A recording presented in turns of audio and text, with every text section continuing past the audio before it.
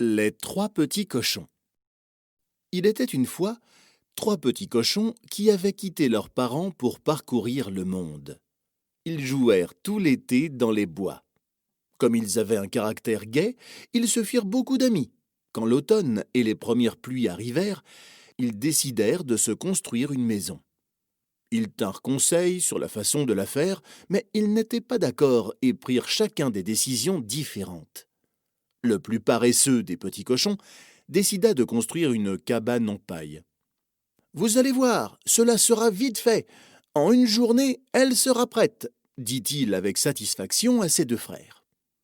Ils secouèrent la tête. « Voyons, c'est trop fragile, elle ne tiendra pas debout. » Mais le petit cochon paresseux n'écouta pas leurs remarques.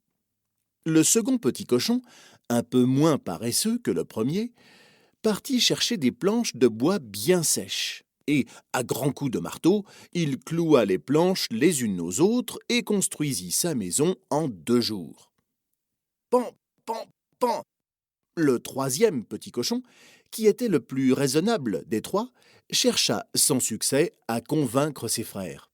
« Pour construire une maison qui puisse nous protéger du loup, disait-il, il faut y passer beaucoup de temps. » Alors le petit cochon raisonnable travailla plus que ses frères et commença à construire une maison en briques.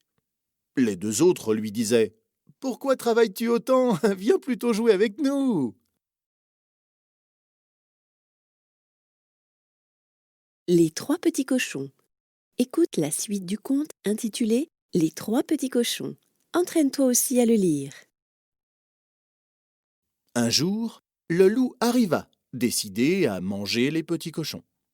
Il commença à souffler sur la maison en paille. Il souffla si fort que la maison s'envola, et le petit cochon s'enfuit à toutes jambes. Il fut recueilli par son frère qui habitait dans la maison en bois. Mais le loup arriva et souffla si fort que la petite maison s'écroula en 1000 morceaux.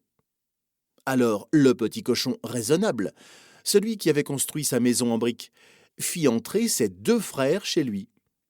Cette fois-ci, le loup souffla et souffla, sans succès. Malgré ses efforts, la petite maison en briques ne tombait pas. Il ne réussit pas à enfoncer la porte. Alors, il décida d'entrer dans la maison en se glissant dans la cheminée.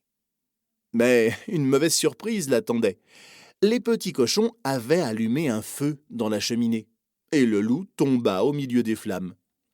Puis ils le frappèrent de toute leur force, et le loup, couvert de brûlures, dut s'enfuir le plus vite possible. « Je ne descendrai plus jamais par une cheminée !» hurlait le loup, la queue en feu. Les trois petits cochons se mirent à danser de joie. Le lendemain, les frères du petit cochon raisonnable commencèrent à travailler et 2 nouvelles maisons en briques s'ajoutèrent à la première.